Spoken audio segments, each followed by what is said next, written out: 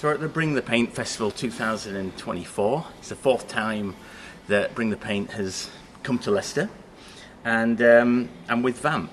How are you doing, Vamp? I'm very well. How are you? Not so bad. You got a wall, haven't you, here this year? I have, yeah. And what is it that you're going to be painting? I will paint my name, and I'll probably paint a Vamp piece, and I think I'll probably try and do. I say try because I don't normally do a lot of characters, but I'm going to try and do like a Dracula themed character, kind of 70s retro style.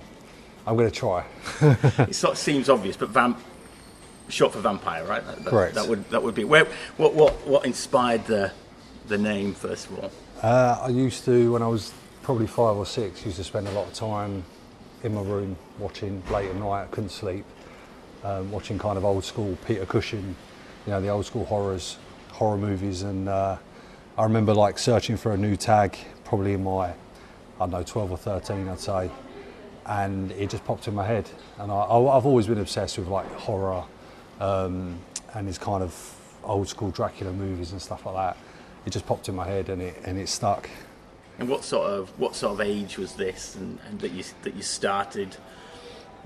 First of all, getting the idea of the name and starting doing graffiti. Yeah, I started painting quite young. I was always into like hip hop and breakdance culture and this kind of stuff, probably from say like 7. Used to have a lot of like foreign exchange students come through and stay. And I probably started painting around, I would say I started sketching and drawing easily from 7. I was probably painting on the streets from kind of 12, 13. My dad actually had a copy of Subway Art. It was the first, I knew about graffiti and stuff like that, but I think when he put it in front of me, I was just hooked. Obviously I just read it front to back, stole it. I was really lucky as well, I was fortunate. A friend of mine, his family bought a house up my road, and basically with buying the house, they inherited like a set of garages at the back of the garden, and one of them was full with racks of, I think it was like Duplicolour spray paint. So we had plenty of like available paint, and that's where it all began basically. So what was you got that, you hear that quite a lot with Subway Art in particular. It just captures the imagination, particularly for kids that are interested in art and stuff. It just seems to really draw people in. What was it for you when you first saw that copy? What hooked you? I think the colours, the way that the letters went together. Yeah, definitely the colours, the styles. I was amazed by the way that like letters interlocked, the scale and what people were painting. I think it just looked so good on the trains as well. And I can see how this is, a lot of people, obviously we're at Bring the Paint, it's a wall festival. I think if you'd have told me like 15 years ago that I'd be sitting here invited to paint at a place like this, I'd say no way, never. It's definitely, it's a really unique subculture. It's definitely like various levels to it. But to do something like this is kind of new to me. I come from the more hardcore side of the graffiti subculture. But I'm excited. I'm looking forward to painting, and yeah. So when you say sort of hardcore, what's your definition of that? What would that look like for you? For me, a huge element of it has never really also been about the painting side of things. It's like painting a nice piece is probably only 50% of it, maybe even 25% of it actually. A huge part of it was always about the James Bond mission, the planning, the executing, the getting in, the getting it done, getting out. There really are different levels to the subculture. And this is fantastic, I'm not knocking it. And I think every graffiti artist has the time when they kind of have to weigh up their life and kind of say, right, where am I going? Where is this graffiti? What direction is this going in? For me personally, I learnt the hard way, and I've ended up in jail. I've almost recently, recently almost ended up in jail again. Currently on a suspended sentence, just for some unfortunate wrong place, wrong time, let's call it. It's definitely a unique subculture, put it that way. Yeah. So I'm going to ask you about the jail sentence in a bit. But what was it that took that that kid that was initially interested in subway art and writing his name and stuff. What was it that took that kid to the streets and started doing what you were doing there? I think escape, being really honest. I think escape. I think there's definitely a lot of troubled souls in the subculture. It's something actually I'm quite passionate about, and I've got plans for the future with helping people and being involved with stuff like that. But that's probably another story for another day, 'cause it's early days. There's definitely a lot of lost souls, definitely a lot of people from kind of tough backgrounds. Believe it or not, it's come out over the years, there's quite a few people from really privileged backgrounds. And it just, I think everyone, you can't, it's not about where we come from and how much money we had growing up and our situation, but it's, how do I put it? For me, look, just being honest, it was an escape. It got me away from certain situations, and it gave me a lot of fun, It almost kept me out of trouble. Either that or I'd be in my neighbourhood being in trouble, and I had a lot of friends who grew up with passed away, died, through different circumstances. I won't get into it, or ended up doing long jail sentences, really long jail sentences, not like the one I did. So is it an identity thing at this level, and sort of camaraderie, and you needed that? You mentioned the word escape. Yeah. Sounded like you needed a place to go to. So was that the social? Definitely, yeah, definitely. Being among people, I think, from similar walks of life, kind of with the same intentions, the same kind of hobby. Yeah, definitely, just gave us something to do. Yeah. So you did go to jail. So tell me. Everyone always wants to know. Yeah, I suppose they do. There's no getting out of this. I suppose they do. There's no getting out. We know. How did that come about? Because I think it was. I think when you did go to jail, it was at a different point in your life, wasn't it? And it was something retrospective that you got essentially done for. So Correct. Can you tell me about that? Yeah, I mean, it's really different now. Like, again, we're sitting here bringing the paint, graffiti, street art, the whole culture. It's almost really celebrated now. Back in the day, it wasn't. It was almost demonised. Cut his hands off were some of the sort of comments on social media and stuff back then. About you, comments about yeah. So I had all of that, So basically, I went to jail for painting a bunch of trains. Over the years, I painted probably hundreds, thousands, in fact. But I think in my eyes, it was in my mind. I was always thinking, I'm not hurting anyone. I'm just putting a bit of colour on the train. I'll wake up in the morning and go out on the trains, and hopefully I see it and get a nice photo. Maybe I will, maybe I won't. It's kind of the luck of the draw back then. I think I was at a point where I'd probably moved on from it. I had a couple of kids, and I've got 2 daughters. They were literally just born. One was, I think, 1.5. The other one was a couple of weeks old by the time I was sentenced. I had a good job.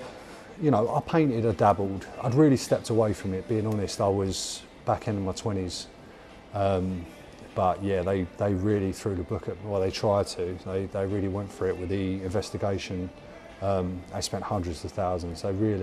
It's bizarre, like when I look back at it now, I just think, I don't know how they even got the, I don't know how it works also with the train companies and stuff like that. But you hear a lot of people say they use the classic, taxpayers' money, taxpayers. It's not taxpayers' money. The train companies, as far as I'm aware, are privately owned. I don't know how it works with them, using the transport police and all the rest of it, but they do.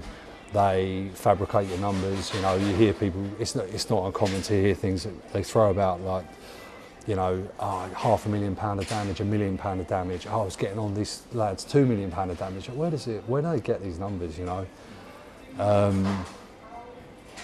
clean off a little bit of paint.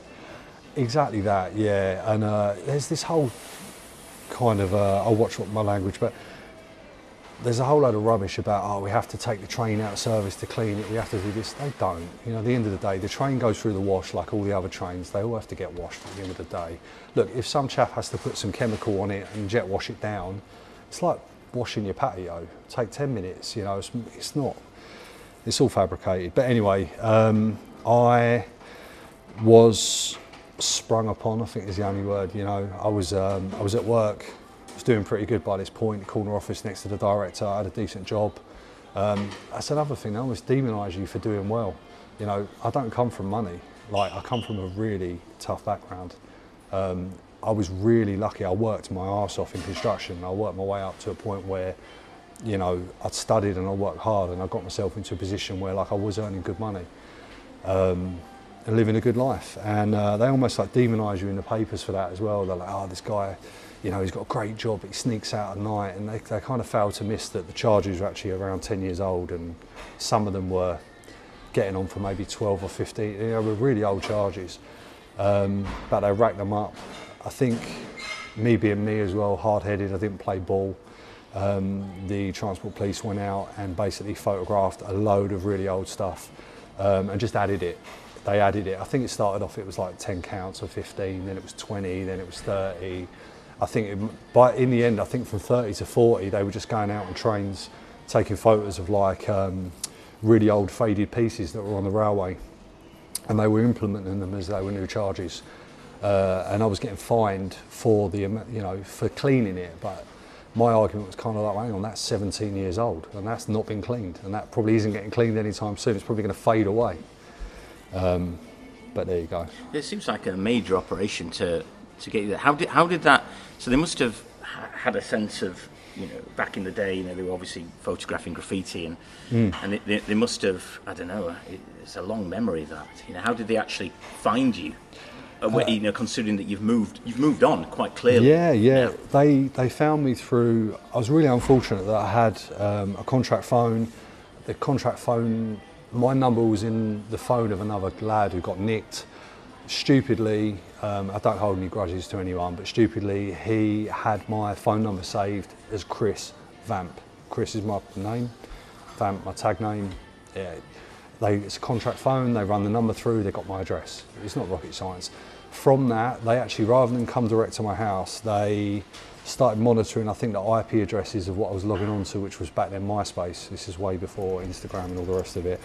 And basically, it was just, that was it. They could see I was logging on from home, I was logging on from work. They had a choice, they'd either go to my home or go to my work. The kind of police that we were dealing with in the case, I'm not saying any cops are nice, but one of them in particular was the worst of the worst. So he chose to come to work. You know, cause a big embarrassment in front of everyone. Lost my job. They actually came to your workplace? Came to my workplace. They actually came to the workplace. My director said to me, my director is actually he's a good guy, he's an old Millwall guy, he was cool. But he actually said to me, look, you know, let's try and brush it under the carpet a little bit. Just tell them don't come back, basically. Don't come back here, they've got no reason to come back here. And I was like, no, I'll make sure of it. I think it was 2 or 3 days later they come back, just rummaged through again, caused another shitstorm. After that they called me in and just said, look, we can't have this sort of stuff going on around here, so I had to let me go. So what was prison like for you then, and what sort of sentence did you get? Okay, so I was on trial for, I think it was about 2.5 years. I was told they were aiming for 7 years. 7 years was the sentence. Be prepared for 7. And I couldn't get my head around it. I kept sort of saying, no, surely not. I kept feeling like it was a nightmare and I was going to wake up. But, you know... And by the time, these are all historical, aren't they? Really and you've historical. got kids at this point. Yeah. You know, one of my daughters was, my youngest daughter, I should say, she was, I think, 2 weeks old when the judge put the hammer down and reminded me. I couldn't understand, you know. Look, I painted a lot of trains, I had my fun. There's plenty of other ways to resolve something, or prison does not rehabilitate you. Prison certainly doesn't rehabilitate graffiti writers. But yeah, I got remanded. I went to a jail called Thameside to start with. It's next door to Belmarsh. You know, got all the classic Charles Bronson and all the rest of it in Belmarsh. I'm sure everyone's heard of it. Thameside's a remand jail, so you know, murderers, rapists, chocolate bar stealers, everyone's in there. You all get mixed in and then they decide what they're going to do with you. Done 3 months, went back for my sentencing. Very luckily, a lot of people from the neighbourhood, so I grew up on kind of just outside of a housing estate that they had a kind of youth club and stuff there that I was a bit involved in, and I'd go and help out. And, I'm not like a bad character. I make jokes sometimes where I've painted things like the bad guy, and bad man and things like this. And it's almost like, because the people who really, really know me know I'm not like that. And again, we're in quite a toxic subculture where it's easy for people to just make up bullshit, spread a lot of rumours and bad rumours about people and stuff. So I kind of play on that sometimes and have a bit of fun. But I was really lucky, got in front of the judge. They gave me 3.5 years sentencing. I was expecting, I know, yeah, it's still heavy, but I was expecting a 7. For me, it was a blessing.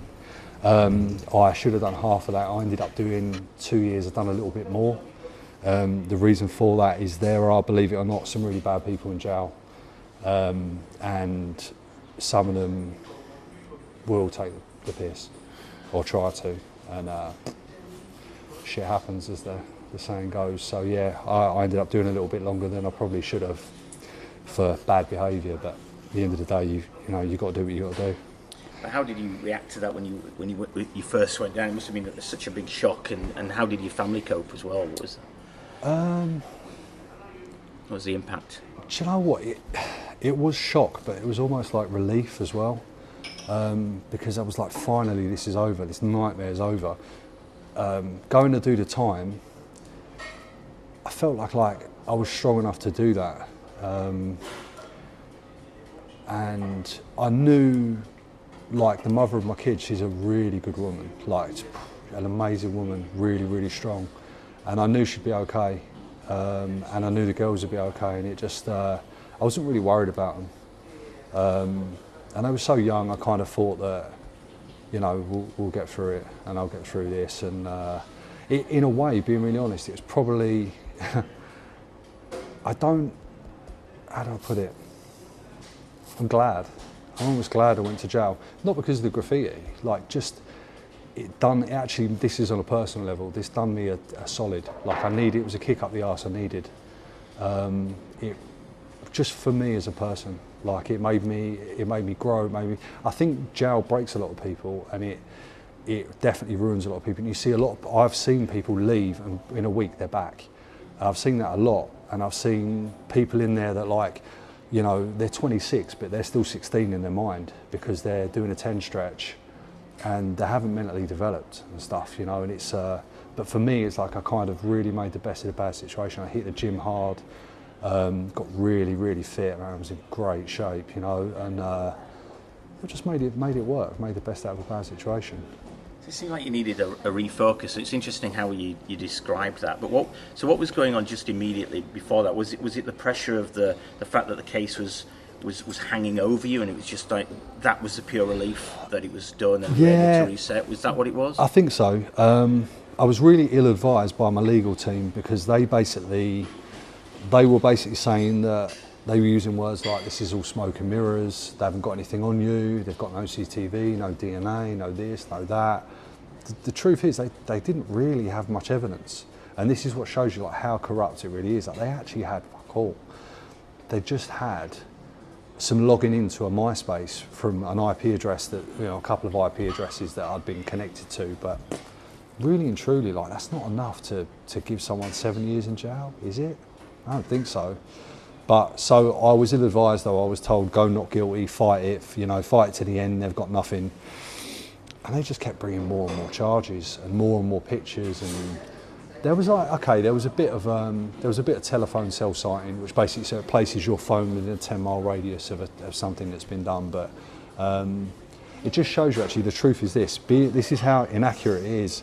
I painted something one Christmas, I believe it was in Ilford, and it was Christmas Eve. But I didn't take my phone. I thought I was one step ahead. But I actually left my paint in a side street, and I hid it somewhere quite well. And I think it was on Boxing Day, I went back to get the paint, but I had my phone. Now, part of that charge, the cell site, is me being in the area on Boxing Day, and they nicked me for that on Boxing Day. Don't get me wrong, I was there, I did it, yeah. But it just shows you, they're not, it's close enough, but it's not actually, honestly, MI5, stuff, this, isn't it? It's the thing is, they make it fit. Yeah. That's the truth. They do make it fit, you know. I won't get into it, but I recently got pulled in for something. I had a warrant I didn't realise, and I'd been nicked 3 years ago. Called it wrong place, wrong time. I was in a park close to something got done. I personally didn't, you know, but I went guilty and I just took it on the chin. And my solicitor said, why have you gone guilty? Like, they literally have nothing. You're in a park, they sent a helicopter over and there's you running through a park. You could have been doing anything. And plus, when they actually picked you up and arrested you, you were like heavily intoxicated, and it's all in the police statement and everything. I said, honestly, they will make the shoe fit. It doesn't matter.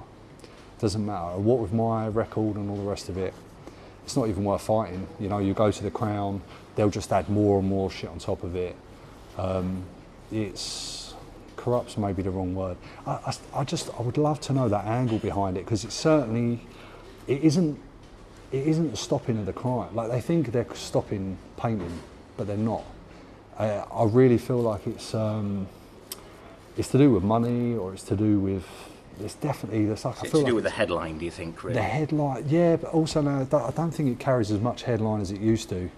But these huge fabricated, you know, £500,000, £1 million damaged, you know, they use words rampage and all the rest of it. It's all so extravagant, but I really think that there's something going on that we don't quite, because for sure it doesn't cost to clean something off the size of that wall, you know, 4 letters, it doesn't cost £5,000 to put a bit of gel on it and jet wash it off. The stuff just runs off. I mean, it's half the paints these days as well, you know, under a pressure washer, they're coming off the metal surface. So, but yeah, maybe one day I'll get to the bottom of it. So let's go back to, so you're in prison, but, and you mentioned that it's sort of, I don't know if you used the word, but a sort of new start, if you like. But back in there, you were saying that you were getting involved with art in the prison as well. And so this is a really strange circumstance. So I'm on 20.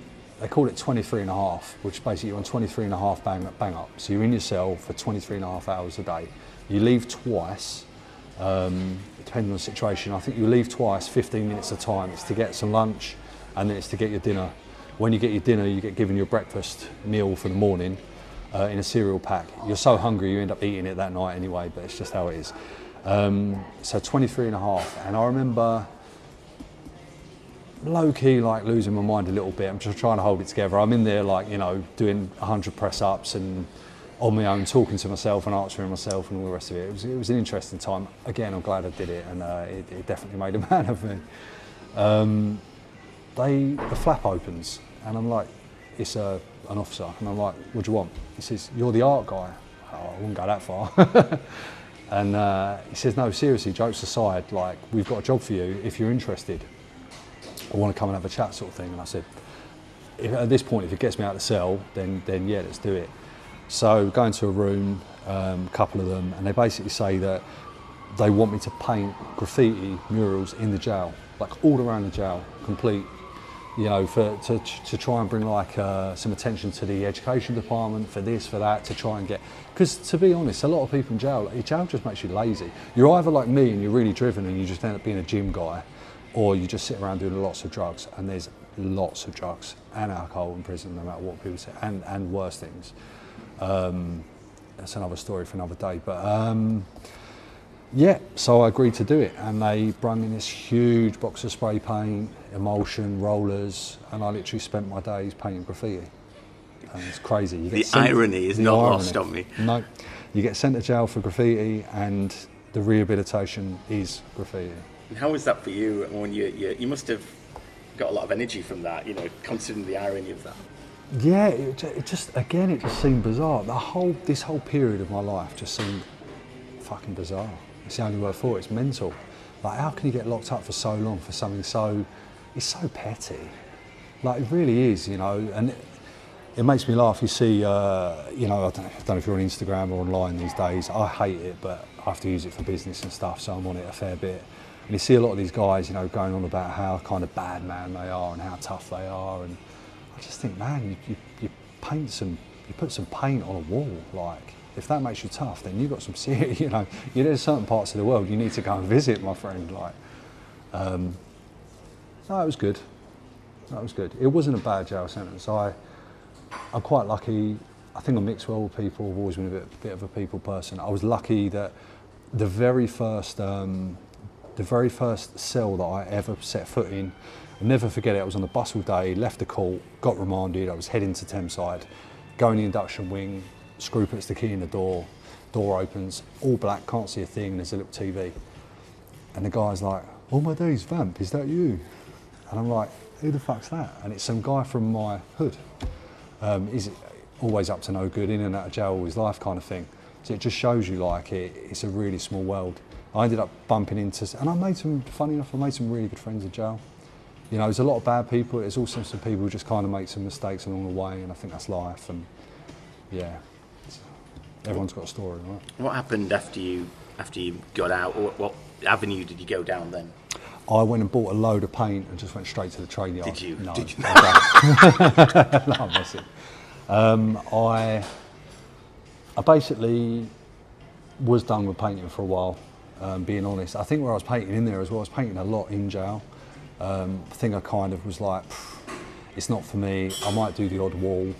I had ideas for launching a brand.